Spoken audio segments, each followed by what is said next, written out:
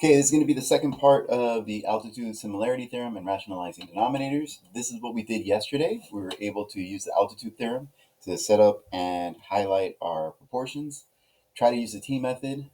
On the back side, I want you to go ahead and copy that down. Press pause on the video if you have to. This will take care of all the notes for today. I'm going to assume you already did that, so I'm just going to go ahead and start.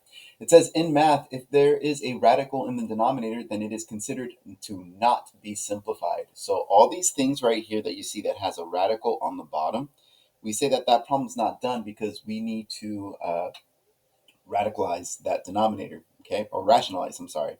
We need to rationalize the denominator. That means we need to do something to that fraction so that there is no square root on the bottom. So here are the steps to rationalizing a denominator. First, you're going to find the smallest number to multiply it by to make it a perfect square. The second step, you're going to multiply the top and the bottom by that radical from that you found in step 1. Step 3, you're going to simplify the numerator and the denominator separately, okay? Don't cancel the stuff out because then you're just going to be running in circles. You should not have a radical in the denominator if you did this correctly.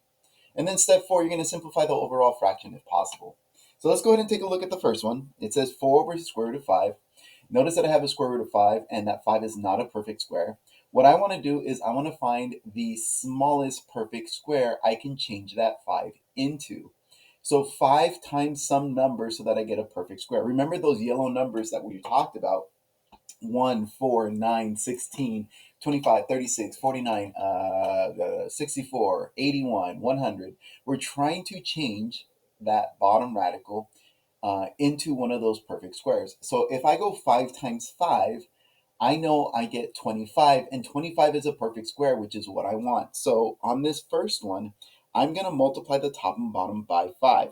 Now, some of you guys are going to, by square root of 5. Some of you guys are going to have a little bit of trouble saying, well, why the heck are you doing that? Is it because it's the same one? No, the next one you're going to see something different. But the reason why I'm doing that is because the bottom, when I multiply 5 times 5, I get 25. On the top, 4 times square root of 5 is just 4 square root of 5. On the bottom, square root of 5 times square root of 5, that's the square root of 25. And this is great because now this 25 is one of those yellow numbers, right? You know the square root of 25. That's why I picked another 5 so that I can take the square root of that 25. And the square root of 25 is just 5. So on the top, nothing happens. I'm going to leave it as 4 square root of 5. On the bottom, the square root of 25 is just 5.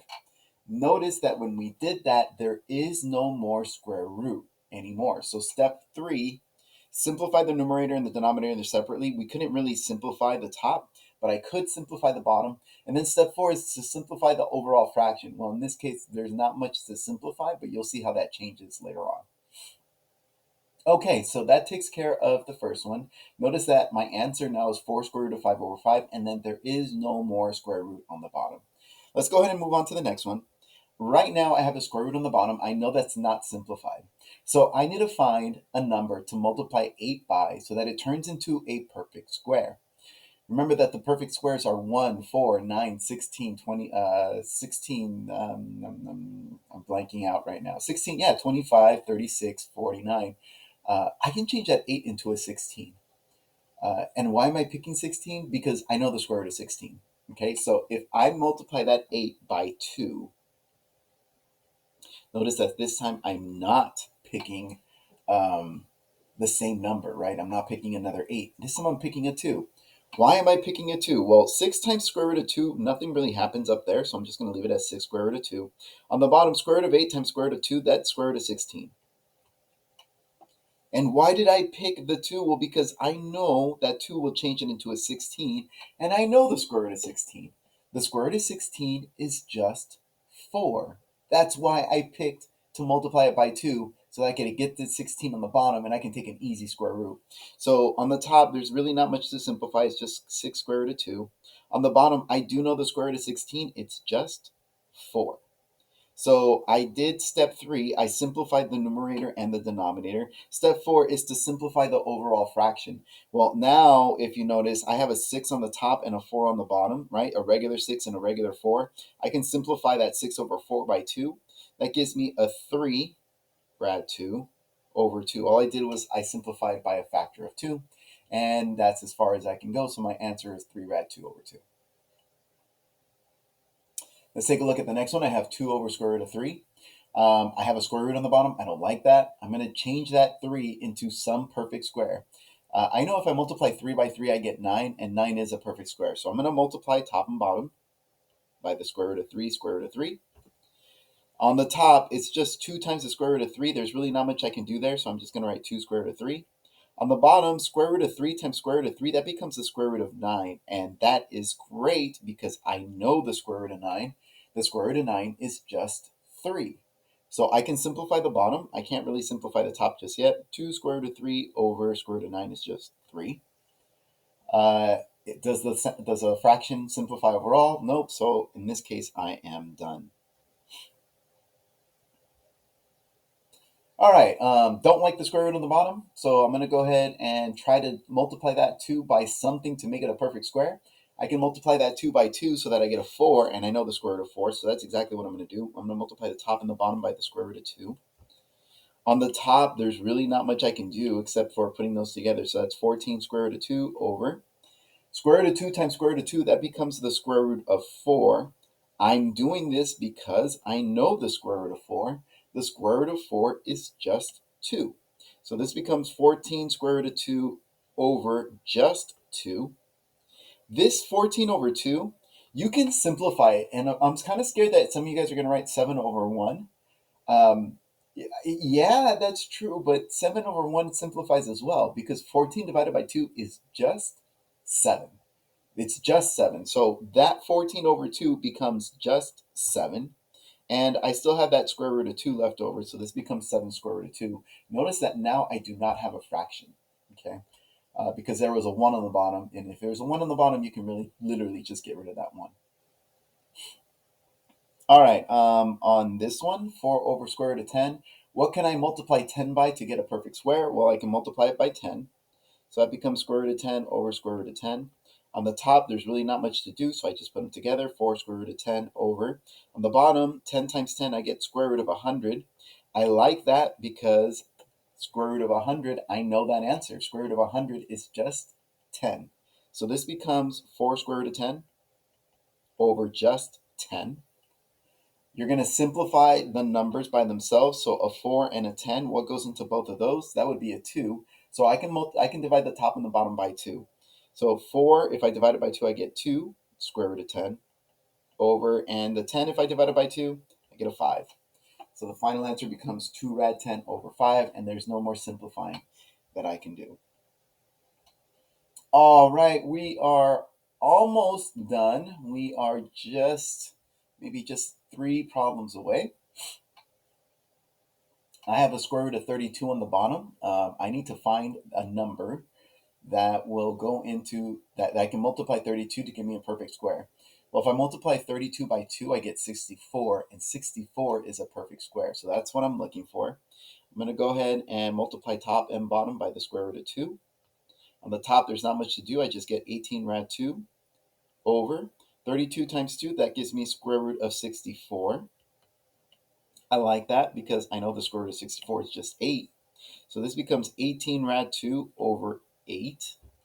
And then I can simplify that 18 over 8. I can simplify it by 2. So when I divide the top and bottom by 2, I get 9 rad 2 over 4. All right, 2 more problems and we are done. These look a little bit different. Now remember, I don't care if there's a radical on the top. It honestly doesn't bother me at all. What I do care about if there's a radical on the bottom. So I'm going to kind of ignore the top radical for now. Just going to focus on that radical on the bottom and try to figure out what can I multiply that radical on the bottom so that I get a perfect square. Well, I know if that I multiply the rad 3 by 3, then I can get a rad 9, and that's exactly what I want. So I'm going to go square root of 3 over square root of 3. All right, this one is going to be a little bit more complicated for a couple of reasons. First reason, normally I just kind of squish stuff together, but this time I have a 6 times a radical 3, and I can actually do that, right? I can multiply those together because they're both square roots. So 6 times 3, that's going to give me an 18. So on the top, I get 20 square root of 18. And on the bottom, I get 3 times 3, which is 9. Now, I like that because I know the square root of 9. The square root of 9 is just 3. So I get to write this as 20 square root of 18 over 3. Now 20 over 3 does not simplify, and I think for the most part, a lot of students are going to say, oh, we're done. That's not the case, because this square root of 18 on the top, that one does break down. So let's go ahead and break that down on the side.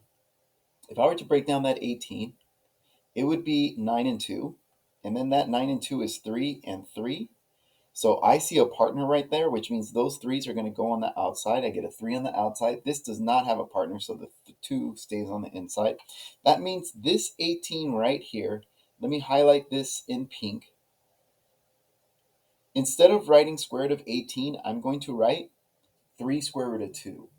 So I still have the 20 on the top, but now I also have a 3 and a square root of 2.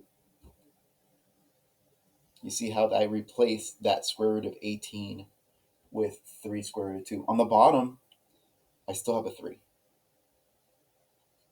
Now there's a couple of different ways you can do this. I can continue to simplify, so I'm not done with this problem. 20 times 3 on the top, I can do that. That becomes 60 square root of 2 over 3. And this actually simplifies as well. So there's a ton of simplification going on in this problem. 60 divided by 3, that's going to give me 20. So and it's just 20, right? There's no more fractions. So this becomes 20 square root of 2. And that finishes out this problem. So this one was a lot more involved. There was a lot more simplification that we had to keep track of. But it's stuff that I believe you guys can handle. All right, last one. Again, the square root on the top, I'm not too worried about. I am worried about the square root on the bottom. I see a 12 down there, and I'm going to change that 12 into a perfect square. So what can I multiply 12 by so that I get a perfect square? I can multiply it by 3. If I multiply it by 3, then that becomes a 36, and I know the square root of 36. So on the top, I can combine these ones. Square root of 3 times square root of 3, that becomes square root of 9. So I get 6 square root of 9 over. On the bottom, square root of 12 times square root of 3, that's square root of 36. Now, I like this because I know the square root of 36. The square root of 36 is just 9. Actually, I know the square root of 9 too. The square root of 9 is just 3. So I know the top one and I know the bottom one. So let me go ahead and write down what I have. I have 6 times the square root of 9, we said, is just 3. And then the square root of 36 on the bottom is just 6. And obviously there's some math I can do there. You can either cancel those 6's out, or I'm going to do it the long way. I'm going to go 6 times 3, which is 18 over 6. And then 18 over 6 is just 3. What I was saying earlier is if you would have just canceled out the 6's,